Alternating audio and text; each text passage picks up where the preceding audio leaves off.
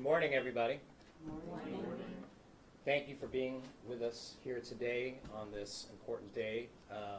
It's not a good occasion, but it is something where we think it's important to bring all of our communities together. The reason that we're here today is because yesterday the Trump administration announced the public charge rule, which is going to place an impossible choice on millions of immigrant families all across this country to choose between health, food, and shelter, and their legal status. That's an impossible choice. And I want to note that this 45th president and his administration announced this rule exactly 45 days before the November 6th general elections. That's not an accident. This is President Trump's cheap, cynical ploy to score some political points on the backs of millions of our community's families. And that is nothing short of despicable. So we should think about what this rule does. First of all, let me tell you what this rule does not do. It does not make America great again. This rule makes America sicker because it punishes immigrants who are trying to get health care for themselves and their families.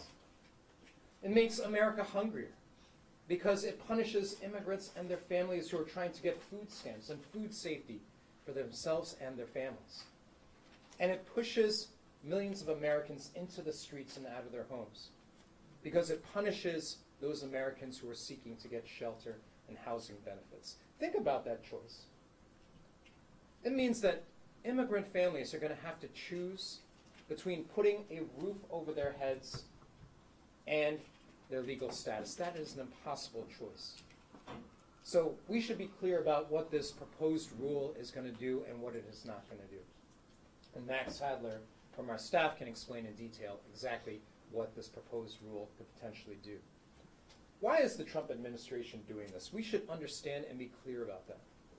Number one, it's because this administration at its core believes that immigrants are bad for America, even though every single one of those people inside the administration is descended from an immigrant themselves.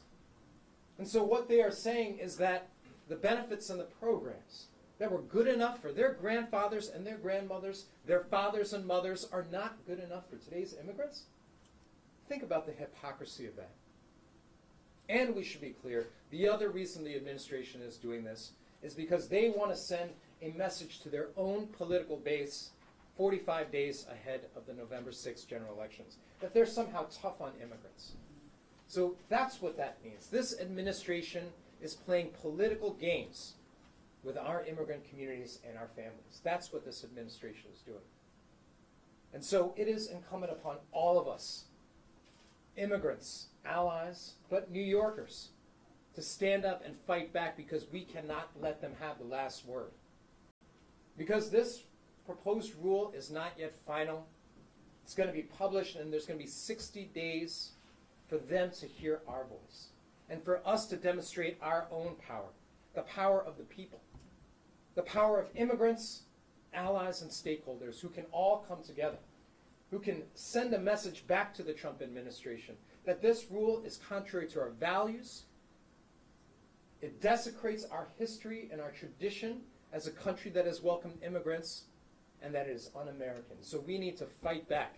And we need to fight back in the halls of Congress, in the courts, but also on the streets. And so we are taking to the streets tonight at 5:30 p.m. We're going to be at the corner of Orchard and Delancey Streets in the Lower East Side, historically a neighborhood of immigrants, because we're going to show them that the power of the people matters most at the end of the day. So we have a wonderful team of folks who are here with us, and I'm going to, in no short order, we're going to get to them, and I'm going to start with Max Hadler, who is the NYSC's Senior Health Policy Manager, who can talk about the policy impact. Please welcome Max. Thank you very much, Steve, and thank you for all for coming today.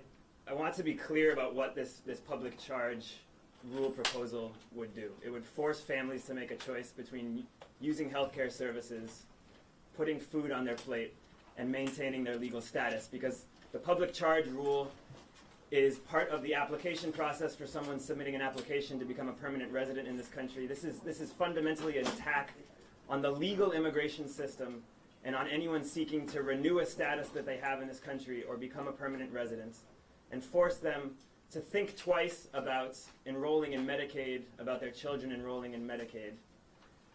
For low-income older people, it's related to the Medicare Part D drug benefits subsidy. So we're talking about people enrolling in a program to be able to get prescription drugs for their chronic conditions, and that potentially damaging their ability to later adjust their immigration status and get a green card.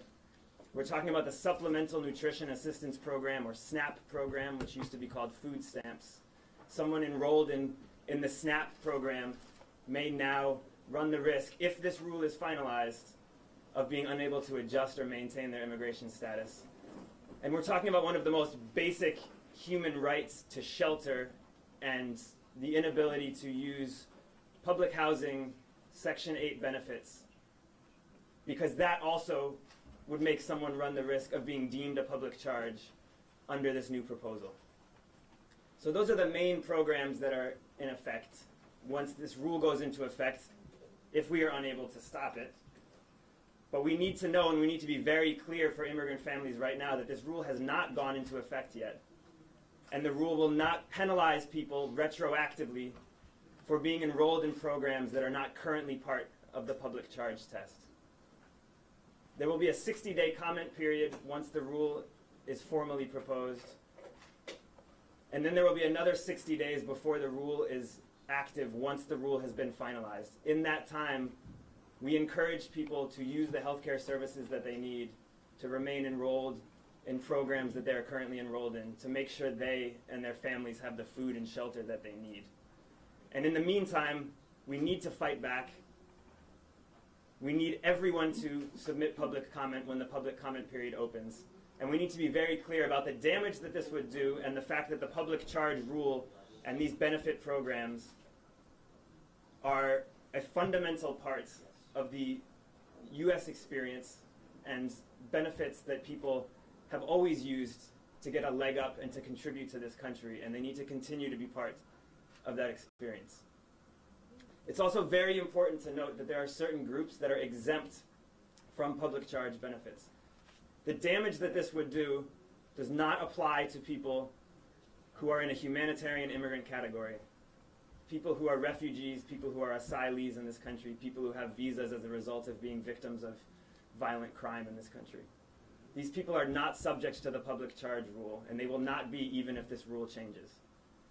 But we know that there is a lot of misunderstanding, a lot of confusion, that this is just the Trump administration carrying on its family separation policy, its attack on the legal immigration system. And we know that the impact would be devastating, but we need to be very clear on who this applies to and who this does not apply to. So we stand ready at the New York Immigration Coalition with our member organizations to provide this information as needed and to get into the streets and fight back against this. Thank you. Thank you, Max. I just want to echo that the real harm of this proposed rule is not just the hundreds of thousands of immigrant families who are going to be technically barred. It's going to be the millions of immigrant families who are going to be intimidated and scared of applying for benefits. But now is not the time for fear. Now is the time for action, because we have 60 days to fight back against this rule being implemented. Next, I'd like to introduce Amanda Lugg. She is the Director of Advocacy for the African Services Committee. Thank you. Good morning. My name is Amanda Lugg, the Director of Advocacy for African Services Committee. We're a direct service community-based organization based in Harlem, serving the African diaspora community. African Services condemns in the strongest possible terms this administration's revision to the public charge rule, and stands in solidarity with immigrant families and allies across the country against any expansion of public charge provisions. This cruel and callous proposed revision to what constitutes a public charge is devastating to immigrants seeking to reunite their families, violates long-standing protections for people living with HIV/AIDS under disability discrimination law, threatens the public health, and essentially operates as a backdoor reinstatement of the HIV ban. The new rule may actually incentivize immigrants to terminate their lawfully accessed health care in order to remain eligible to become permanent residents.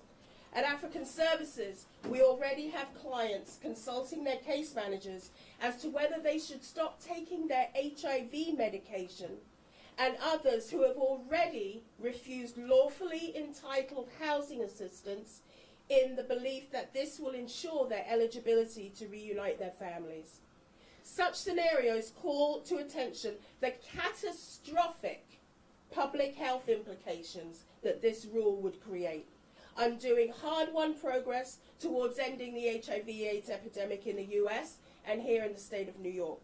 Unfairly and against the public interest, many individuals living with HIV and AIDS will be asked to choose between their own health and welfare and their legal right to family reunification.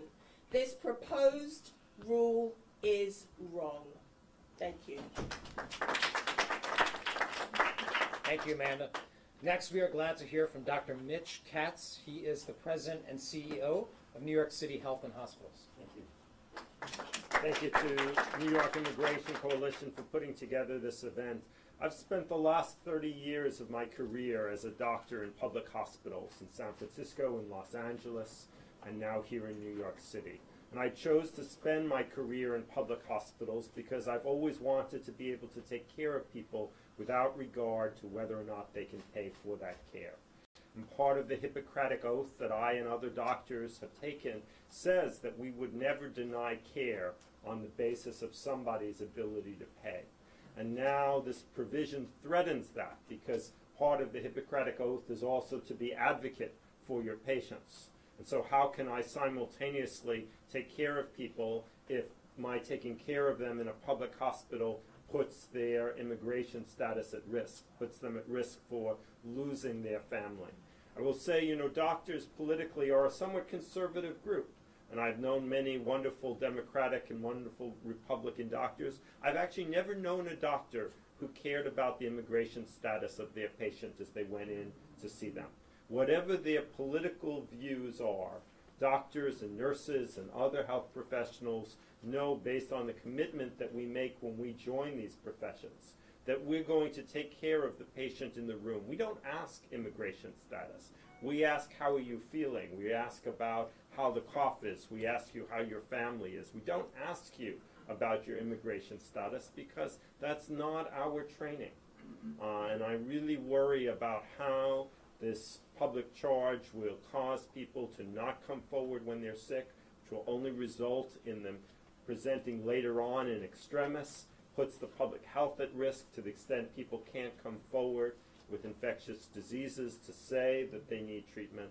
I can certainly promise you that Health and Hospitals New York, a very proud organization, has taken care of immigrants for centuries. If you go to our Woodhall Hospital, you'll see all the signs are in English, French, Creole, and Polish, right? That is to say, you know, we have taken care of people in all of the waves of immigration. Thank you so much. Thank you. So we've heard from doctor, and now I think we should hear from a lawyer. We have Hassan Shafiqullah, who is the attorney in charge at the Immigration Unit at the Legal Aid Society. Hassan. Hi, good morning. So I wanted to talk briefly about how does this play out in the immigration process. So it's mostly going to affect people who are trying to get green cards through family members. Family-based immigration is one of the primary ways that people get status in this country, often from somebody who, let's say, got a workplace-based visa. I'm a PhD and I come and work at a university or at a lab, and I want to bring in my spouse and my children and my elderly parents, because that's what you do. When you move to a new country, you create a life for yourself here. This policy, if it becomes enacted, will make it much harder to bring in family members. I would have to show that I am able to, let's say I'm the person bringing in my family, that I can maintain my family at a certain level, but if any of them received any benefits, that can be used against them. If I myself had to receive benefits at any time, maybe that's going to be looked at in the totality of circumstances. So this is one more way in which the administration is trying to limit family reunification, what they've derisively called chain migration. Chain migration is just bringing in my family once I have status here and trying to be whole and making my community whole. So this would be devastating, and we hope that we're successful in beating this back. Thank you. Thank you, Hassan. Now we'd like to hear from Amy Torres. She is the Director of Advocacy at the Chinese American Planning Council. Amy. Good morning, everyone. Thank you to the New York Immigration Coalition for convening today's conference. CPC, the Chinese American Planning Council, is the largest social services agency for Asian Americans in the nation. We were founded in 1965 at the end of the Chinese exclusion years and in response to the Immigration Reform Act. And since that time, we've been working directly with the community to provide the essential benefits and resources that support families in seeking opportunity, support families in providing stability and security for themselves and for their children. This expansion of the proposed public charge definition sends a spooky echo from our past. Immigration did not always include public charge as part of the consideration toward your application status. It was passed in the same year that the Chinese Exclusion Act was also passed in our government, a policy that has separated families across generations whose impacts we can still see today in our community. CPC stands in firm opposition of the expansion of the public charge definition. It would make families choose an impossible choice between providing nutrition for their children and themselves, housing and stability for themselves, Medicaid prescriptions for seniors so that they can live productive, independent, and productive lives independently. We thank the New York Immigration Coalition for convening this important press conference. We will continue to stand with our communities, whether in the streets, whether looking at ways that we can fight back against this proposed change. We will fight with them every single day. We encourage the community, when you have questions, to turn to a trusted source, someone who can help you, someone who will allow you to understand what your rights and entitlements are. These are benefits that are critical to supporting people to survive day to day. And we thank everyone for joining today in solidarity. We look forward to continuing to stand in this fight together. Thank you, Amy. In this fight, it's so much centered around access to health care and keeping our communities healthy. So we're lucky to have the support of not only doctors like Mitch Katz, but also nurses and healthcare workers as well. So please welcome Jill Ferrillo. She is the Executive Director of the New York State Nurses Association. Good morning. I'm from the New York State Nurses Association. We represent 42,000 registered nurses practicing in hospitals and clinics throughout the state of New York. We also represent the nurses in the public health system here in New York City. And we stand in firm opposition to this rulemaking process and this particular rule regarding the public charge. The New York State Nurses Association has been in existence since 1905, so we're over 100 years old, and we've seen many attacks in the past, but the one thing that has always been the mission of the New York State Nurses Association is to always care for patients and to advocate for public health for everyone and universal access to care for everyone. And when we say everyone, we don't exclude anyone. In our view, this particular rule is going to create much damage, not just to the immigrant population, but when you look at the public health and what public health means, is that everyone needs to be treated if they have potential disease. And so we want to encourage everyone always to seek care. And it doesn't matter what your immigration status is. Everyone needs to seek care. Everyone needs to have primary care so that we can prevent disease and have access to that particular kind of care. And then, of course, when people do get sick, they do require emergency care. And what we're afraid of is that what's going to happen here is that people are going to be afraid to seek care at the primary level.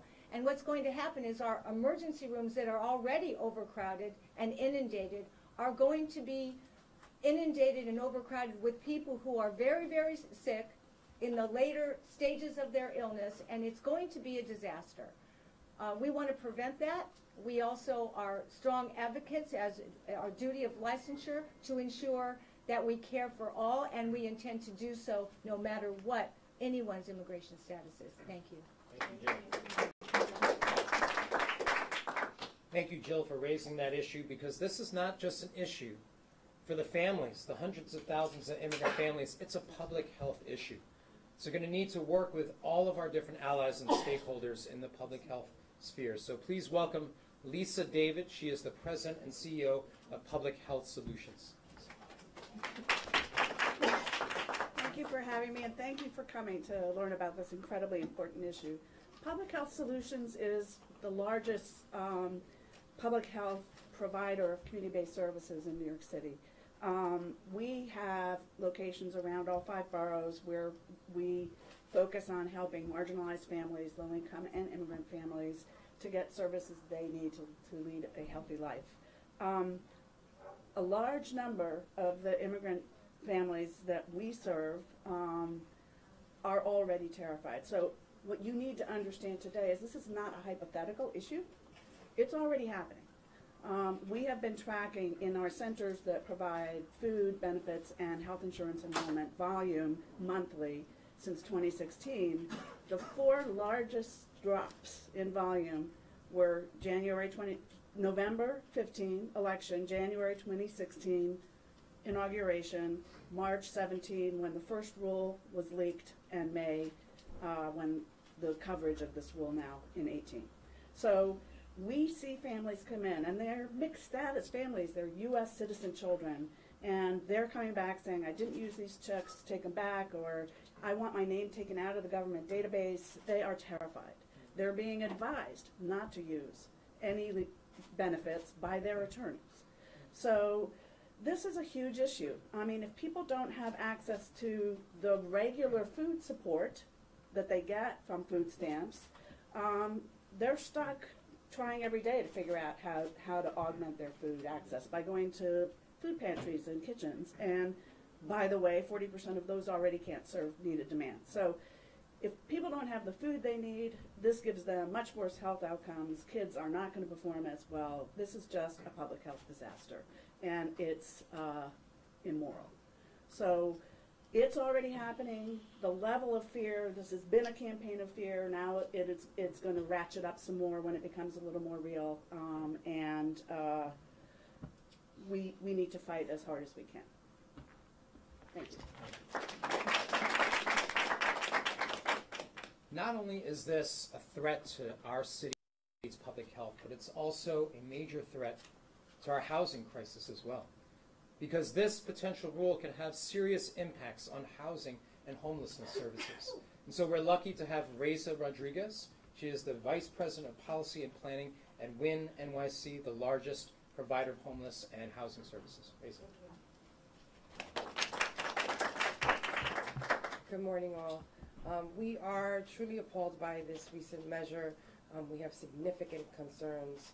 At WIN, families come to us when they have nowhere else to turn. And the majority of our clients, I think it's important to note, are kids under the age of 18. The majority of those are 5 years and younger, U.S. citizens of mixed status families. And we have real concerns about the impact that this will have. No family, especially immigrant families, should be concerned or have to pick between their children's safety or housing or other basic needs. And so we are proud to stand with the coalition to really fight against this measure. Thank you. Thank you. We are going to need allies not only in our public health space or our housing space, but also in city and state government as well. And I do want to note that our current City Council Speaker, Corey Johnson, has actually made it a point to support Access Health, which is a major program to provide access for immigrant communities to make sure they know about health services. So we're very lucky to have Jenny Lamlow, who is the Director of Community Engagement with City Council Speaker Corey Johnson. Jenny. Thank you, Steve, and thank you, New York Immigrant Coalition, for leading this fight and all other battles to protect the immigrant community. I'm here to read a statement on behalf of the speaker. I quote, "This is yet another attack on our hardworking immigrant community. This proposed new rule by the Trump administration is nothing but cruel. Now the federal government wants to force immigrants to choose between feeding their families and putting a roof over their head or seeking green card to remain in our nation. This is detestable. Unfortunately, many families already dropped out of public benefit programs out of fear because of aggressive anti-immigrant federal policies. And more will follow when the news about these new proposed changes spread across our communities. As a city of immigrants, I assure you that the City Council will do all it is humanely possible to fight against these unjust measures." End quote. Thank you. Thank you. So, to sum up, we have 60 days to take fear and intimidation and turn it into action. And so we have 60 days to post public comments, to get our elected officials to stand up against the proposed rule, and to fight this with every single fiber of our being. That is what we are committed to, and we are going to start at 5:30 p.m. tonight at the corner of Orchard and Delancey Streets with a rally to protest this unjust rule. So I hope to see everybody there, and I'd like to open it up for questions now. Yeah, if you can clarify about the process. So basically, the government will decide, and correct me if I'm wrong, depending on what they hear from the public, whether they will pass this? That's right. So this rule has been announced but has not yet been published in the Federal Register. And once it is published, there's a 60-day public comment period. And so it's incumbent upon every single one of us to put in public comments to demonstrate the American people are against this rule and that it is un-American. So that is the window of time. Once it passes that 60-day public comment period, then the administration will consider it and adopt a final one. I'm sorry, but who will decide? The Trump administration will do that. And that will be like Attorney General office or what branch? I'm just trying to understand how the... I believe that's going to be this. Go ahead. Go ahead, Max.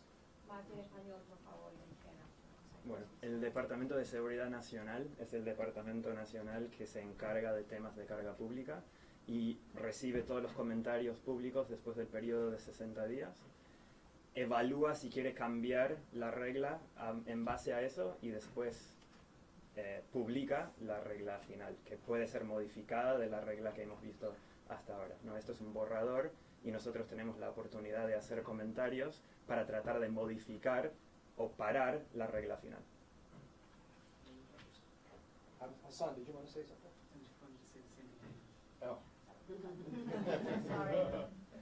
The Department of Homeland Security is the federal agency that drafted this rule and that has jurisdiction over the public charge rule, and so the Department of Homeland Security is the department that receives and reviews all of the public comments that are submitted once the 60-day period opens, and they're required to evaluate whether the comments that have been submitted and the concerns that have been raised here today and that will be raised formally through the public comment process merit a change in the final rule, and only once they have reviewed all of the concerns, and there will be a massive outpouring of concern about all of the implications that you've heard about today, whether or not that merits a change or ideally a suspension of this completely inhumane rule.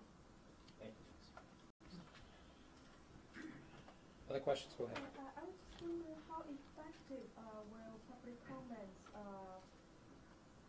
prevent the administration from adopting these rules? Yeah. Did similar things happen before? So I do want to note that public comment and public pressure and advocacy have actually helped so far. This rule could have been announced much earlier, and the rule is actually narrower than when we first saw a draft that was leaked to the press. So I do want to note that this is something that the Trump administration is pushing, but public pressure and advocacy can indeed make a difference, and it already has.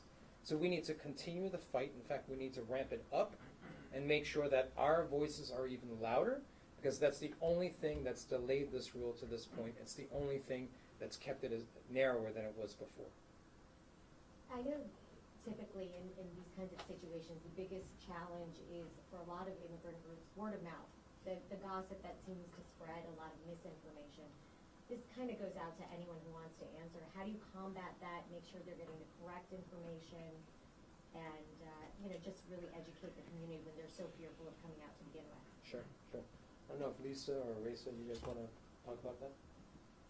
Sure.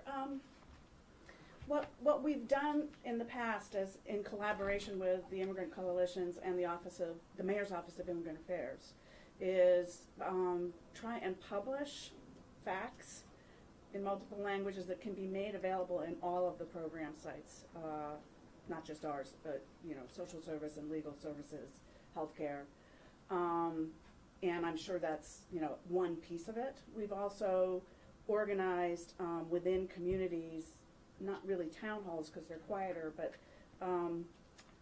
meetings with the right people there so that people can ask questions and get fact-based answers. So we try to do convenings.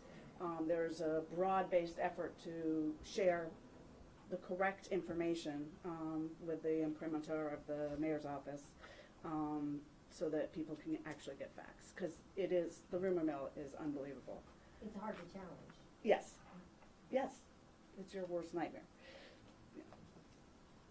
I also want to note that I think you all are our allies as well to get the word out there. This rule is not yet final. And the other thing I want to stress is what Max mentioned earlier. It's not going to be retroactive. So it is not the moment in time where we are telling immigrant families to avoid applying for these benefits. That is not where we are. It is not yet final. There's 60 days, and so we need to be engaging in action, not in terms of spreading fear. So your advice for people will be continuing receiving those benefits? And what about for new people who are just planning and asking what to do in order to apply for new benefits? Would be a good idea to apply? Yes, Max, you want to talk about English? Sure. So our general advice right now, because the rule has not been finalized and because there has not been any change in the public charge policy as pertains to people who are already living in the United States, is not to disenroll from benefits. We also strongly encourage people to seek consultation with an immigration attorney if they already have a pending case and already have an immigration attorney, to speak with that attorney. If they have a pending application or are contemplating submitting an application for some type of immigration benefit and have not consulted yet with an immigration attorney, to do that. And we have resources up on our website. We encourage people to use the New Americans hotline through the State Office of New Americans to seek low-cost or no-cost legal services. Ahora digo lo mismo en español.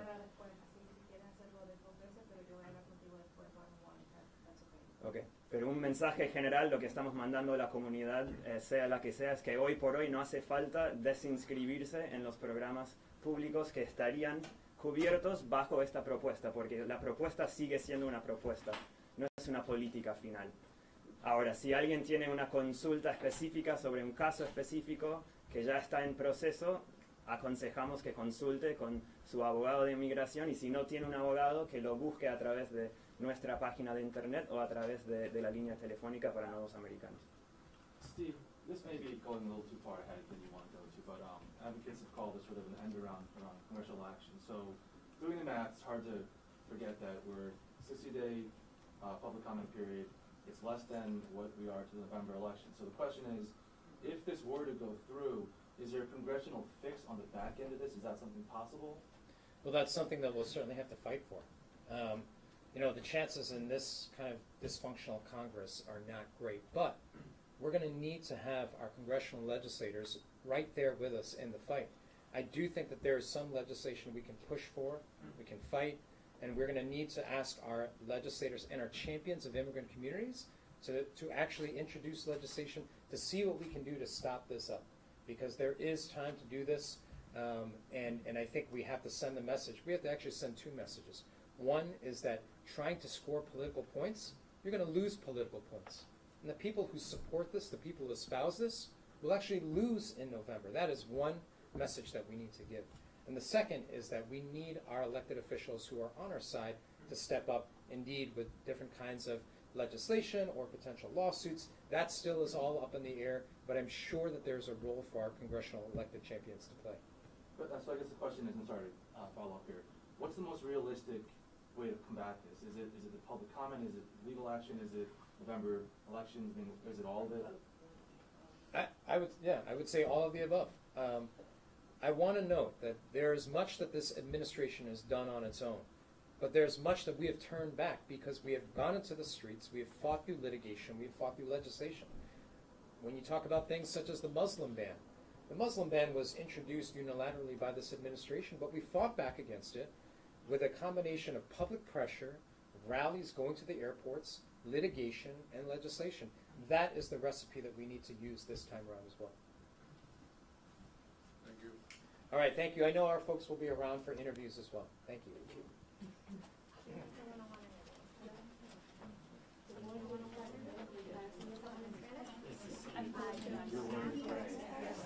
It's okay, it's okay. I can understand a little bit.